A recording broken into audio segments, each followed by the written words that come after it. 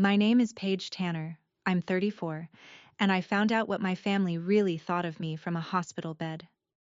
6 weeks earlier, I had given birth to a daughter, Nora. Then a truck ran a red light on Colfax while I was driving home from a late shift, and I woke up with 3 broken ribs, a punctured lung, and a cast on my right arm. My husband Daniel was in Seattle, 6 hours from getting home. Someone had to care for my newborn that night, and my mother lived 20 minutes from the hospital. She said no. She told Daniel one sentence, and that sentence is the reason you're here. Your sister never has these emergencies. My sister was on a Caribbean cruise. My mother was sitting at a casino. What I did from that bed in the next 3 minutes ended 9 years and $486,000, and that isn't even the part that broke them. The part that broke them walked through the door 3 hours later, an old man carrying a worn folder, and he said something none of them ever expected to hear out loud. Welcome back to Hidden Family Revenge, the channel where quiet people finally close the account. If someone in your life has ever treated your steadiness as a blank check, this story is for you. Drop a comment and tell me who actually showed up when you fell, and be sure to subscribe. I want to tell you about the phone call, because that's where it starts. I came up out of the anesthesia in a curtained bay in the ER, and the first thing I felt was the cast, heavy and foreign, on my right arm, and the plastic ID band cinched around my left wrist. A nurse was saying my name like she'd said it a few times already. My ribs felt like someone had parked a sedan on my chest. Daniel was on speaker on the pillow beside my head, and his voice was doing that flat, careful thing it does when he's scared and trying not to sound scared. Paige, the sitter can't stay past 11. I called your mom. I knew before he said it. She won't come. There was a pause, and behind his words I could hear it. Faint and unmistakable. The electronic chime and chatter of a slot floor. The little fanfare a machine plays when it pays out. My mother was at Black Hawk with her girlfriends. She'd told Daniel she couldn't drive over because she had to cat sit while my sister Megan was on a cruise. A cat. My 6-week-old daughter needed somebody for the night, and the answer was a cat. I didn't cry. I want you to understand that part, because everyone expects the woman in the hospital bed to fall apart, and I didn't. I looked at the band on my wrist. Then I reached over with my left hand and pulled my phone off the tray table. I had a great deal to take care of, and I was very good at taking care of things. That was always the problem. You should know who I was before that night, because it explains why my family treated me the way a faucet treats a glass. I grew up in a rented duplex in Aurora, where the heat worked when it felt like it. I paid for community college by working the closing shift at a grocery store, transferred on scholarship, and clawed my way into a finance program nobody in my family understood. By 30, I was a senior financial analyst at a Fortune 500 company downtown, the person they put in the room when the numbers had to be right. I read spreadsheets for a living. Numbers don't have favorites, and they don't lie to your face, which is more than I could say for some people. Daniel and I married at 26 and decided to wait on kids, partly because we wanted to, and partly because there was always something the family needed first. We lived below our means in a quiet way that nobody noticed.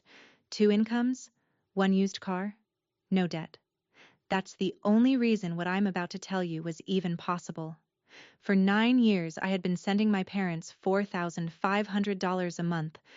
I never said the number out loud. Not to my husband, not to my sister, not to a soul. I told myself it was for my father's heart condition and the mortgage. I told myself I was the only one steady enough to carry it, and being the steady one had become its own kind of identity. I'm telling you this now so you understand. I wasn't naive. I was responsible to the point of self-erasure. There is a difference, and that night I finally learned it. The first thing I did was not revenge. The first thing I did was solve the actual problem, because that's what I do. With my left thumb, I pulled up the number for a licensed overnight care agency Daniel and I had vetted before Nora was born and never ended up using. A woman answered on the second ring. I told her my name, my situation, and my address in 9 sentences, calm as a Tuesday. I need a night nurse for a 6-week-old tonight, starting now. She asked if the baby was medically stable. She's perfect. I'm the one in the hospital. 40 minutes later, a nurse named Yvette let herself into my house with the code Daniel gave her, washed her hands, and texted me a photo of Nora asleep with her fist against her cheek. I looked at that photo for a long time. The ER nurse beside me watched me set the phone down and asked, gently, if I had family who could come. It's handled, I said. Next. She blinked. People always blink when you don't perform the breakdown they're braced for. I wasn't being cold. I was triaging, the way you do when you've spent your whole life being the only adult in a room full of adults. My daughter was safe and warm and watched. My husband was in the air. My ribs would knit. There was exactly one item left on the list that night, one I had carried for 9 years and never once allowed myself to touch, and now my left hand was free, and my mind was very, very clear. I opened my banking app. The login screen glowed in the dark bay like a small cold moon. Inside the app, there's a screen called Recurring Transfers, and I had 4 of them. I knew them by heart the way you know a scar.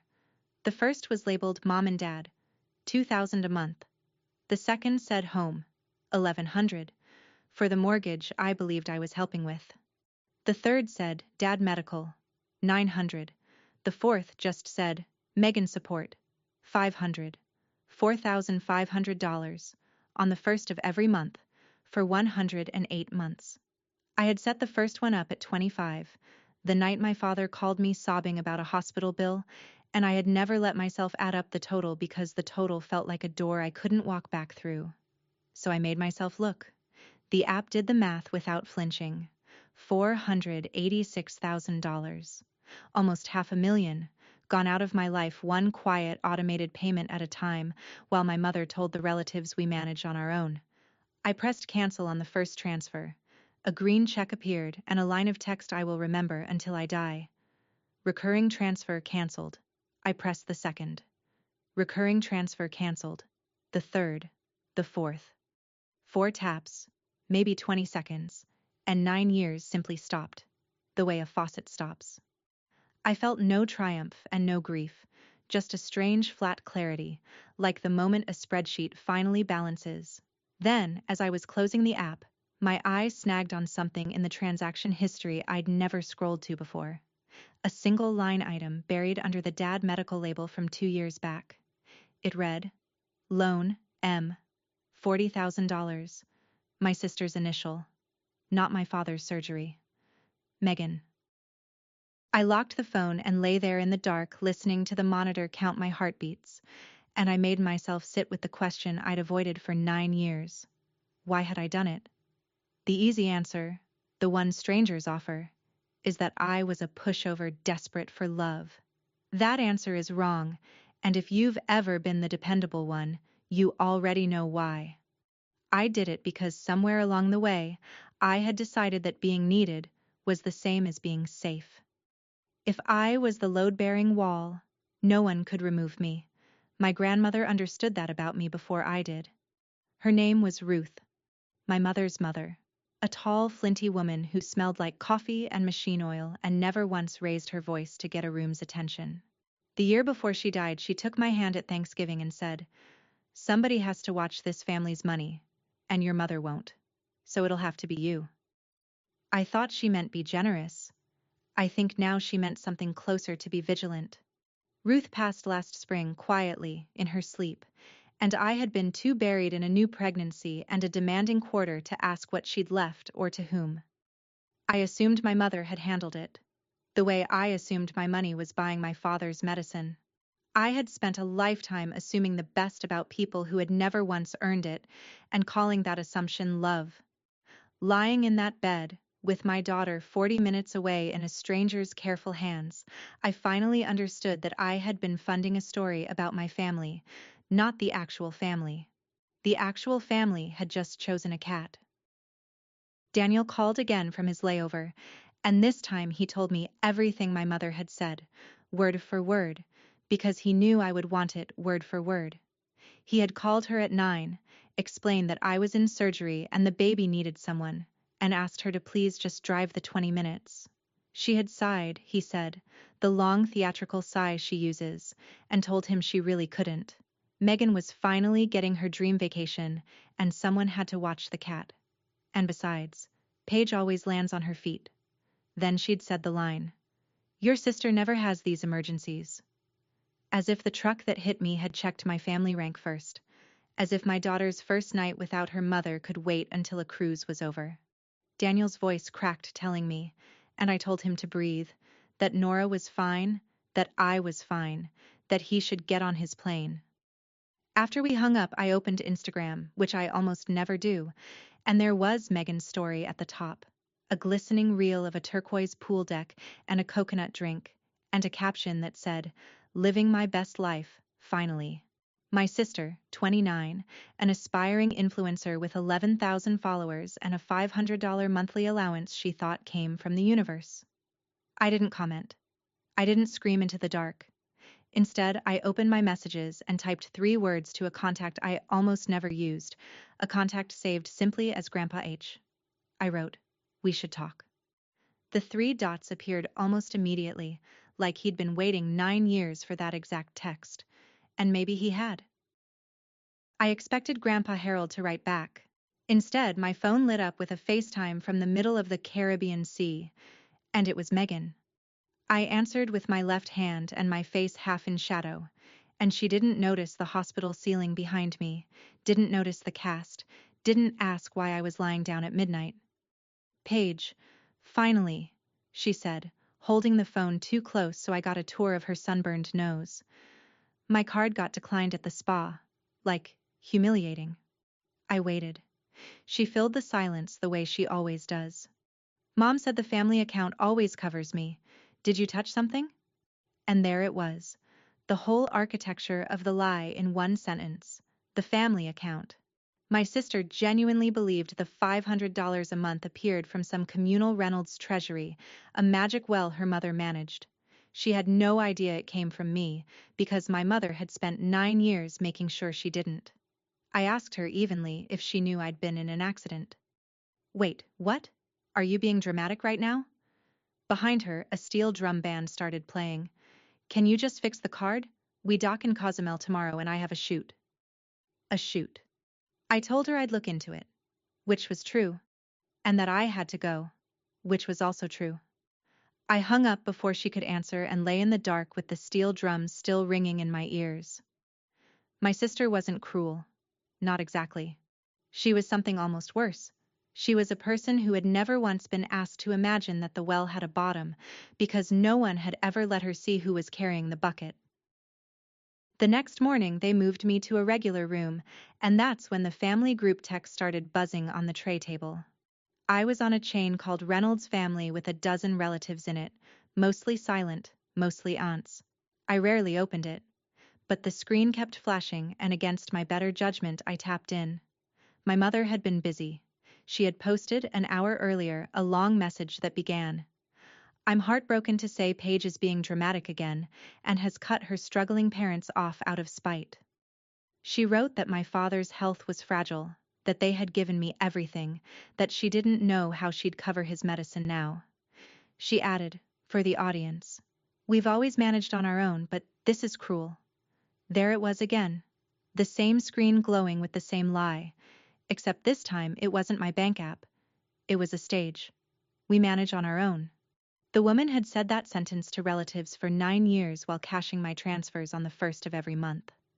My Aunt Carol had already replied with 3 broken heart emojis and the words, "Shame on her, kicking a sick man when he's down." A cousin sent a praying hands. Nobody in that chat knew the truth, because the truth had never been allowed in the room. I held the phone and felt the old reflex rise, the urge to explain myself, to soften it, to manage everyone's feelings the way I'd managed everything else. I set the phone face down instead. Explaining was the old me. The new me, the one the truck had apparently installed, wanted something colder and more precise. The new me wanted the numbers in the room. And I knew exactly where to find them. Daniel walked into my hospital room at 11 the next morning, unshaven, gray with exhaustion, carrying Nora in her car seat and a diaper bag over one shoulder. He'd flown straight to the house, relieved Yvette, and driven the baby to me. He set the car seat on the bed and just looked at me, at the cast and the bruising along my jaw, and his eyes filled. I told him not to, because if he started I would, and I had work to do. He lifted Nora out and laid her on my chest, mindful of the ribs, and for a minute the three of us just breathed together, which is the only part of that week I'd live again. Then my phone rang, and it was my father. Roy Reynolds, 64, the man whose heart I'd been funding for 9 years. His voice was thin and shaking. "Paigey," he said, using the name he hadn't used since I was small. "I didn't know it got this bad.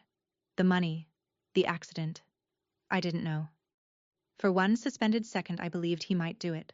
Might finally stand up in his own house.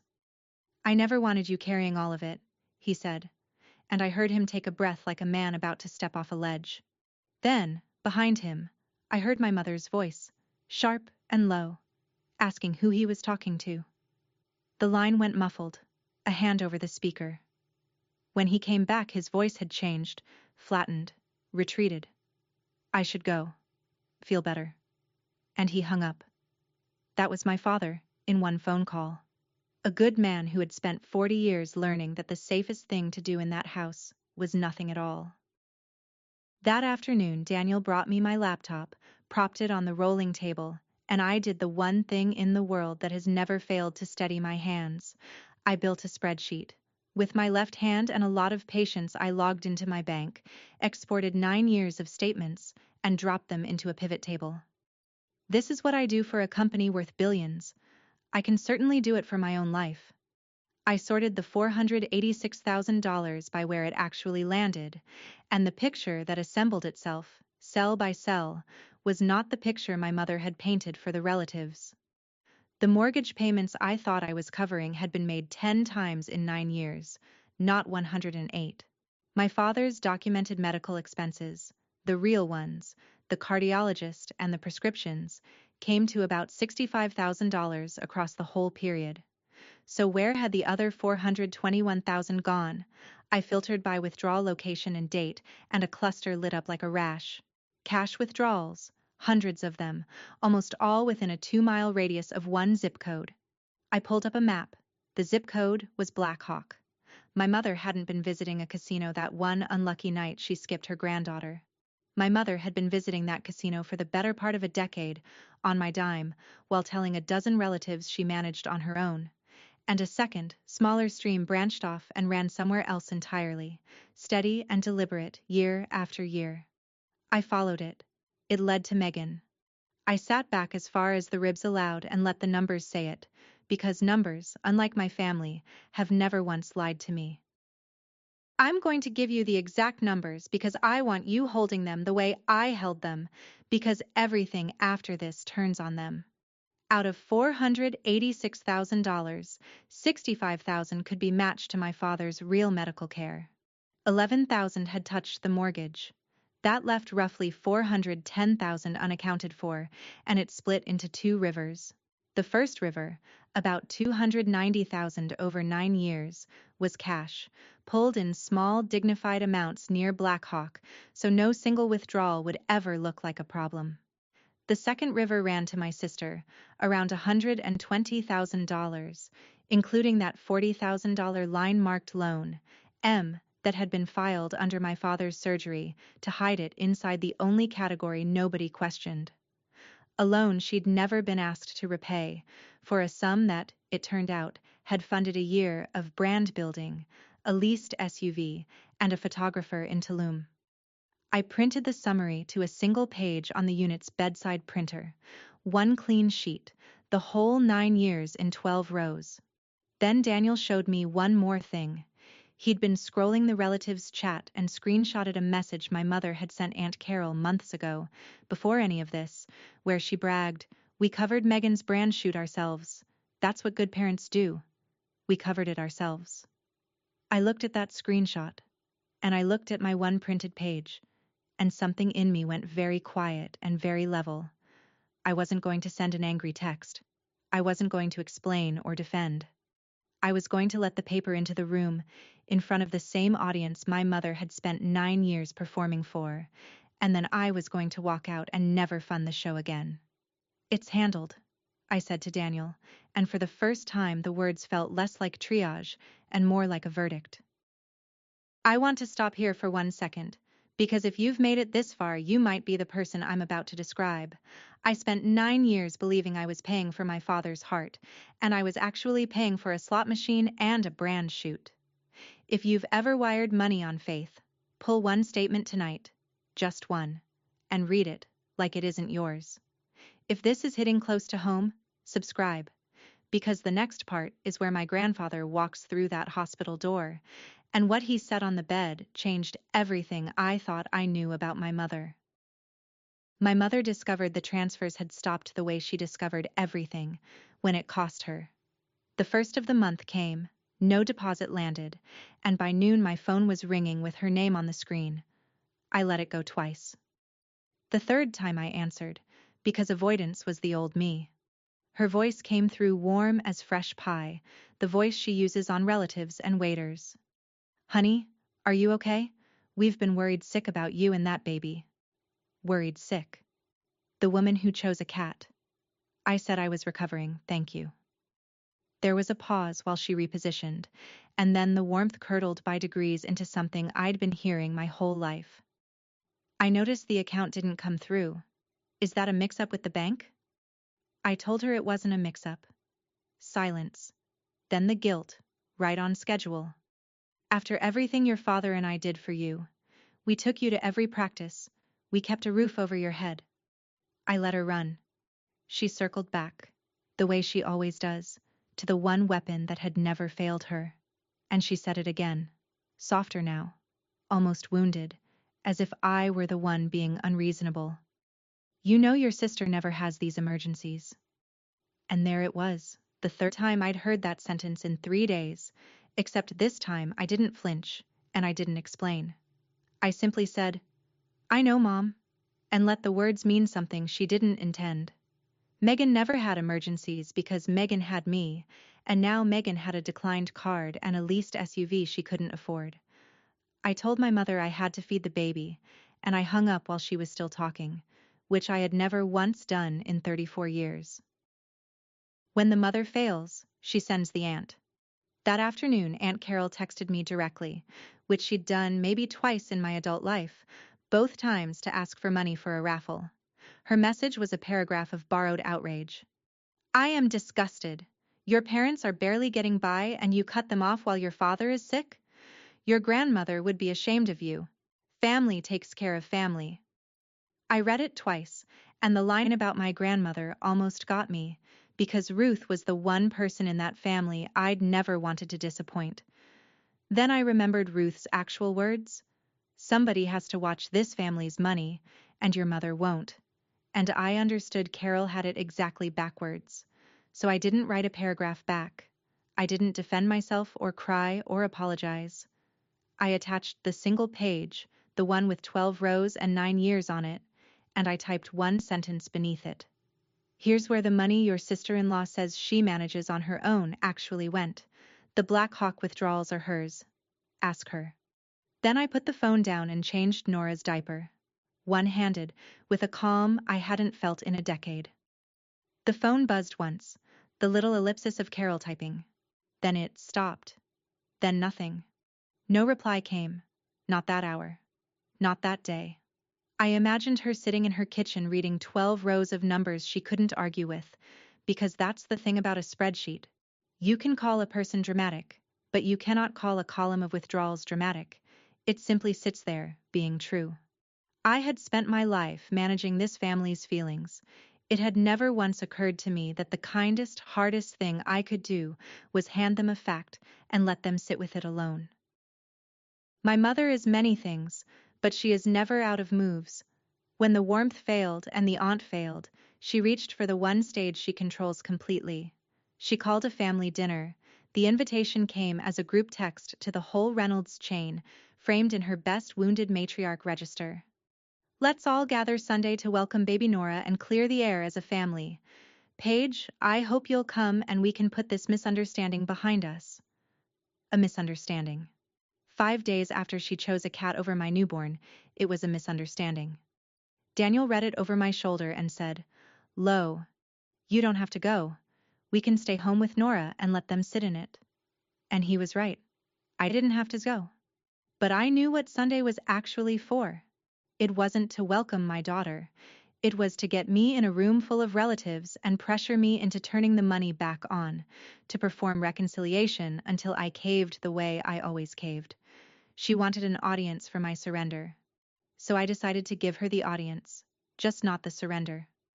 I texted back 2 words. Will come. And felt the trap close around the trapper. Then I made one more call to Grandpa H, and we talked for 40 minutes, and at the end of it he asked me a single question in his dry gravel voice. You want it quiet, or you want it true? I looked at Nora asleep in the crook of my good arm, at the little life I'd nearly missed, funding a lie. True, I said. Then I'll bring the folder, he said. I didn't ask what was in it. Some part of me already knew it would be the thing that ended this for good. I have to back up a few hours, to the part the title promised you, because it happened before the dinner, and it's the hinge. The whole story swings on. 3 hours after I canceled those transfers, the night of the accident, while Daniel was still in the air, my hospital room door opened slowly and my grandfather walked in. Harold, 78, my mother's father, in a pressed flannel shirt buttoned to the throat, moving carefully with a cane he clearly resented. I hadn't told him which hospital. He'd called the only 2 in the area until he found me. Under his free arm he carried a thick manila folder, soft and furred at the corners from age, bound with 2 crossed rubber bands gone brittle and pale. He set it on the foot of my bed like a man setting down something heavy he'd carried a long way, and he looked at me, at the cast and the bruises, and his jaw worked. Your mother said you'd had a fender bender, he said. I drove past 3 exits before I believed her. Then he sat in the vinyl chair, folded his spotted hands over the head of the cane, and said the thing I will hear in my head for the rest of my life. I knew. I always knew. I asked him what he knew. He looked at the folder, not at me. About the money, all 9 years of it, about where your mother's been spending her afternoons, about what she told this family while you bled yourself dry. He tapped the folder once. Not tonight, though. You've got enough tonight. We'll do this proper, in front of everyone, where she can't squirm out the side door. And he was right. Some truths only count if they're told in a full room. Before he left that night, Harold gave me one piece of it, because he said I shouldn't walk into Sunday blind. He told me about my grandmother. Ruth, his wife of 51 years, had not simply slipped away peacefully the way I'd been told. In her last year she'd grown suspicious. She'd noticed my mother's spending, the new car, the casino talk she didn't bother hiding anymore, and she'd started asking quiet questions about where the family's help was really coming from. She'd cornered Harold one evening and said, "Somebody is keeping Linda afloat, and it isn't us. Find out who." It took him a while. He's old and the bank wasn't keen to talk to him, but Harold spent 40 years managing a cattle operations books, and he knows how to follow a number. He found me. He found 9 years of a granddaughter quietly wiring her whole margin into a hole her mother kept digging. Ruth wanted to fix it before she went, he said. She ran out of time, so she did the next best thing. He wouldn't say more than that, not yet, but he told me Ruth had spent her last clear months with a lawyer, and that whatever she'd set in motion had her signature on it and his, and that an attorney in Boulder believed it would hold. In this state, Harold said, a trust like the one Ruth and I made can be set up the way we set it, and it does what we told it to do. He stood, gathered the folder back under his arm, and paused at the door. She wasn't ashamed of you, Paige. Whatever your mother says Sunday. Your grandmother trusted you with everything. That's why she chose you. Then he was gone, and I didn't sleep at all. The day before the dinner, Harold came by the house to check on me, and I asked him the question that had haunted me my whole life. Why Megan? Why had my mother spent 30 years treating one daughter like a prize and the other like a utility? He was quiet for a while, turning his coffee cup. You have to understand how Ruth raised her, he said, and I braced, because I loved Ruth and didn't want her complicated. Ruth was a hard woman. Fair, mostly, but hard. And she had a favorite, and it wasn't your mother. It was your Uncle Danny, God rest him. Linda grew up being the one who managed things while Danny got the love. I felt the floor tilt, because I knew that role. I had lived that role. So when Linda had you, Harold went on, and you turned out steady and quiet and capable, just like she'd had to be, something in her couldn't stand it. And when Megan came along loud and needy and bright, Linda finally got to be the mother of the favorite instead of the forgotten one. She got to do for Megan what nobody did for her. He set the cup down. It's not an excuse. It's just the shape of it. I sat with that. My mother wasn't a cartoon villain twirling a mustache.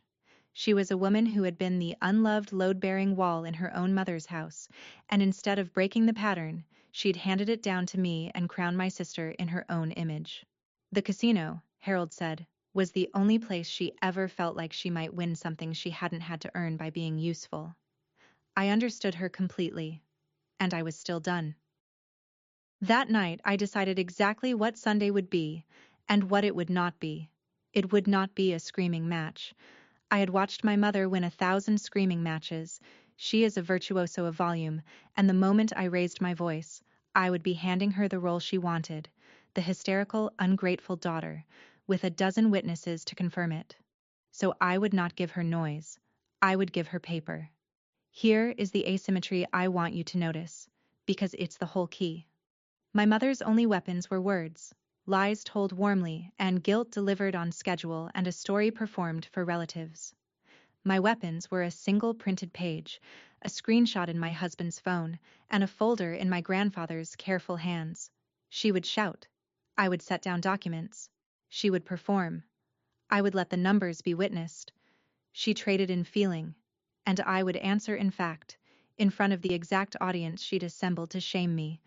I told Daniel the plan in the kitchen while Nora slept. I'm not going to argue with her, I said. I'm going to show up, set it on the table, and let the paper talk. He asked if I was sure I could stay calm, knowing her. I thought about every dinner I'd swallowed, every check I'd sent, every time I'd managed her feelings instead of stating a fact.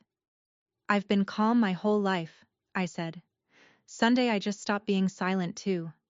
Those are different things, and it had taken a truck and a cast and a grandfather with a folder to teach me the difference.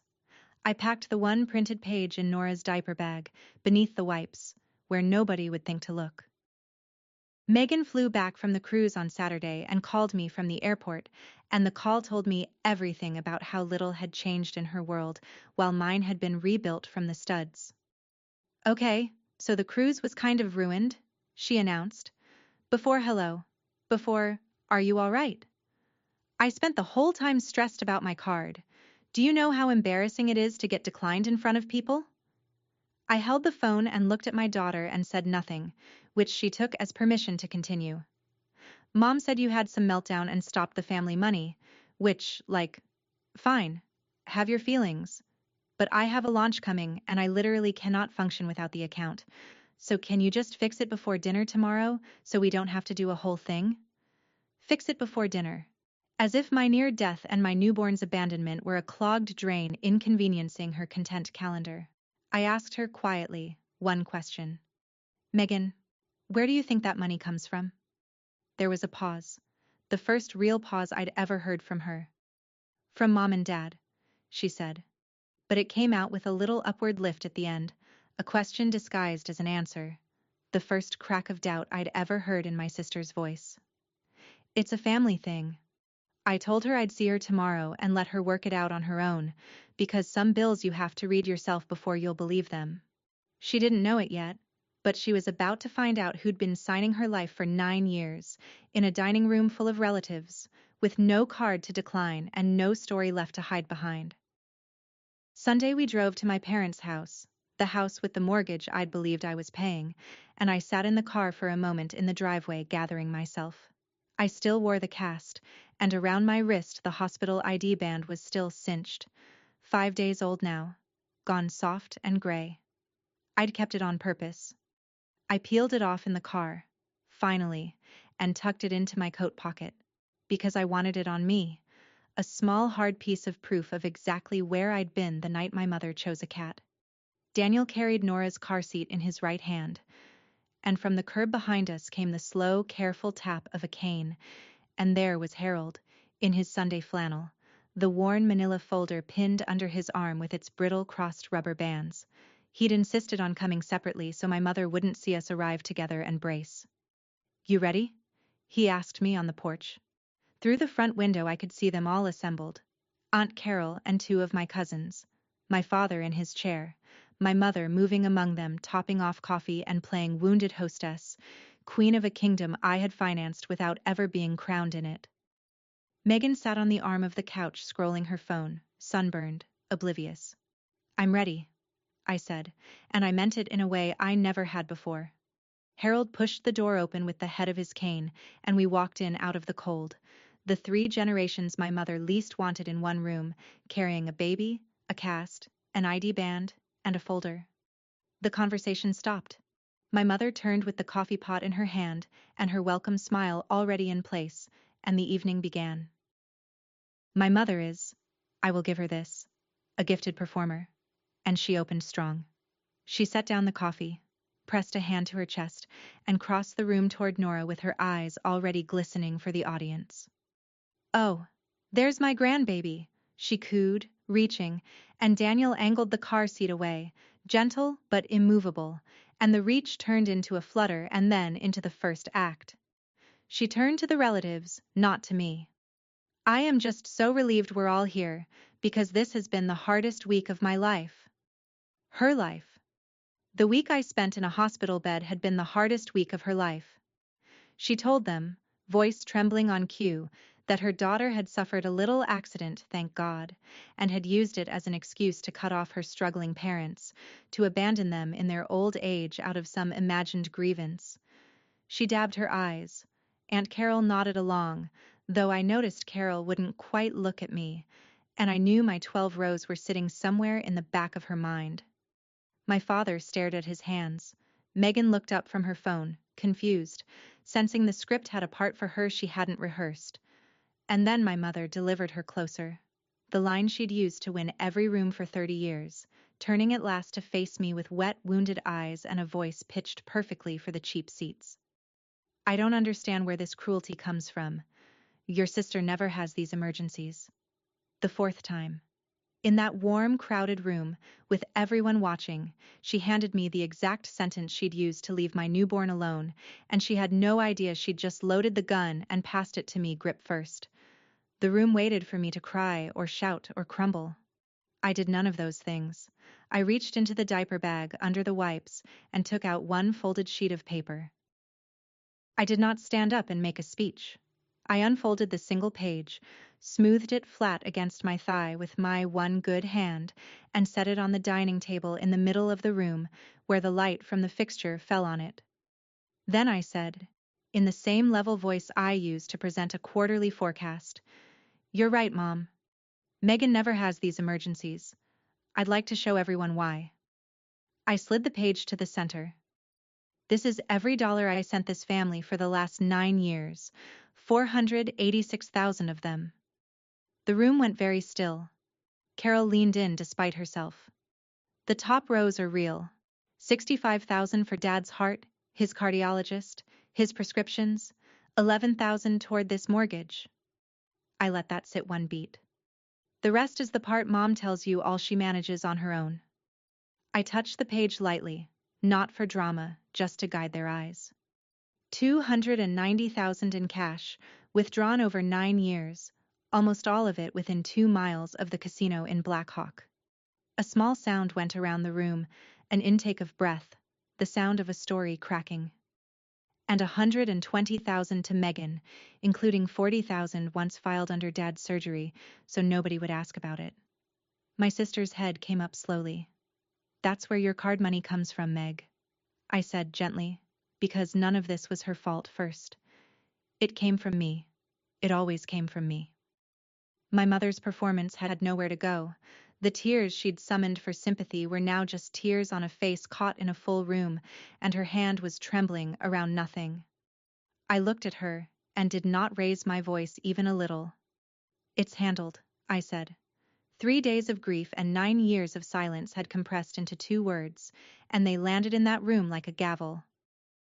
My mother opened her mouth, and I watched her reach for the only tool she had left, which was to call me a liar, a thief, a dramatic, ungrateful child, to bury 12 true rows under a landslide of feeling the way she always had.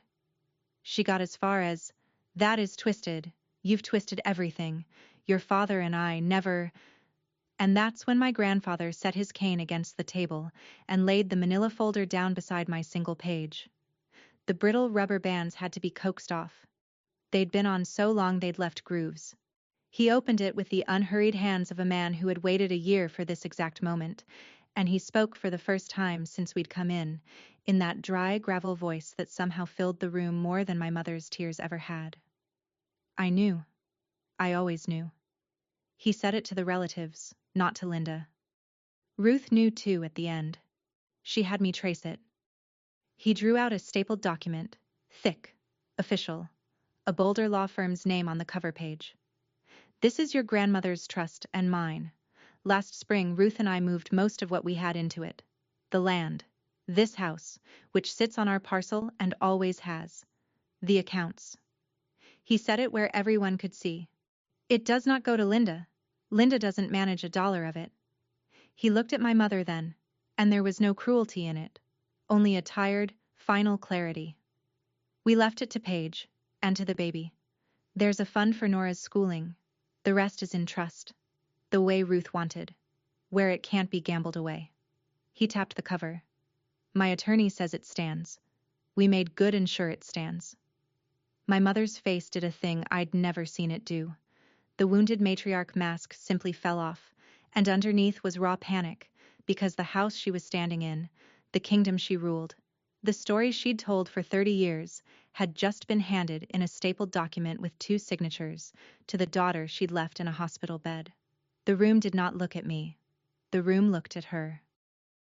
What happened next is the part people always hope will be an apology, and it never is, and I want you braced for that the way I wish I had been. My mother did not say she was sorry. She cycled through everything else first. She wept, loud and sudden, and when the room didn't soften, she pivoted to my father. "Roy, are you going to let them do this to me? This was your mess too. The surgery. All of it." My father flinched. For one moment, the same moment I'd glimpsed on the phone, he lifted his head and looked at me, and his mouth opened. And I thought, this is it. This is where he finally stands up. "Paige is right," he said, barely a whisper. "Linda, the casino, you know it's been—" And my mother's head snapped toward him, and the look she gave him was 40 years old, and he stopped. He stopped, and he looked back down at his hands, and that was my father's last word on the subject, and I felt something in me let him go, gently, for good. My mother, abandoned even by her usual silence, turned to rage. "You'll regret this," she hissed at me, the tears already drying because they'd never been real. "I'll fight that trust. I'll get a lawyer. You can't just take a person's home." Harold answered before I could, mild as milk. "It was never your home, Linda. It was your mother's. And these things, they almost never go anywhere in court when the paperwork's clean." Almost never. He was careful with the word, an honest man even now. Megan was crying actual tears in the corner, not for me, but in the dawning horror of a young woman realizing the well had a bottom and she'd been standing on the person at the bottom of it. I gathered my page. I had one thing left to do, and it was the easiest thing of all.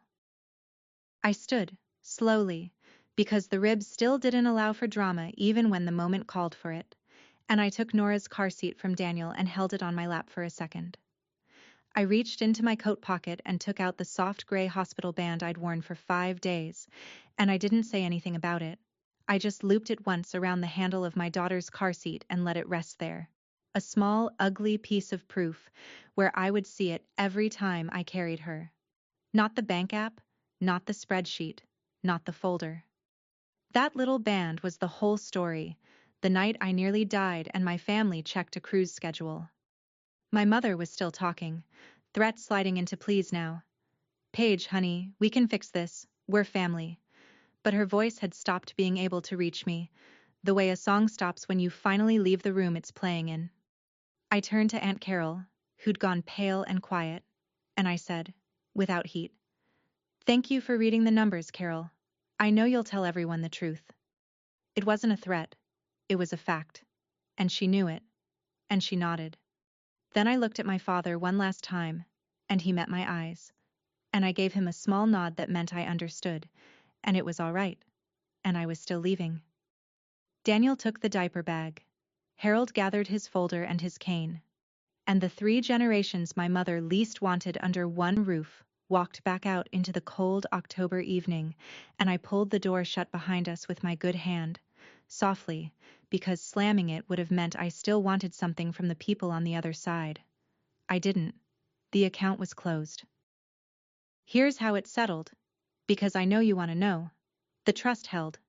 My mother called 2 lawyers and both told her the same thing Harold had, that clean paperwork and a competent grantor are very hard to fight, and the threats quietly stopped. She and my father still live in the house, because the trust lets them stay there for their lifetimes. I'm not in the business of putting an old man with a bad heart on the curb, whatever his silences cost me. But Blackhawk no longer runs on my margin, and a casino with no fresh money is just a sad room with carpet. Megan got a job, a real one, at a marketing firm that does not care about her follower count, and the last I heard she was learning, slowly, that a launch you fund yourself feels different than one your sister funds for you. She texted me once. Months later, just 3 words. Where'd it go? And I sent her the same single page I'd set on the table, and she never replied. But she also never asked me for money again. Aunt Carol told everyone the truth, exactly as I knew she would, and the family chat went very quiet for a long while. My father calls sometimes, but only ever when he's alone in the car, and I always answer those calls. Yvette the night nurse stayed on 2 weeks while my ribs healed, and she still sends Nora a card on her birthday. And Harold sold his place across town and moved into a little rental 10 minutes from us, where he comes for Sunday dinner and brings the folder every single time and sets it on my bookshelf and says, in case anybody forgets. If there's one thing I learned from a hospital bed and a folder and 4 taps on a banking app, it's this. The people who praise you for being the strong one are usually just naming the person they have quietly decided they will never have to carry. And the day you stop being their bank is the day you finally get to be something better. Which for me was simply a mother to my own daughter instead of a parent to everyone who refused to grow up. That's my story. 9 years, a worn folder, and the truth my whole family buried. If this reminded you to read one statement tonight, or to check who you'd call from a hospital bed, take that as your sign and do it today. If you know someone always cast as the strong one, share this with them. Drop a comment, hit subscribe, and I'll see you in the next one.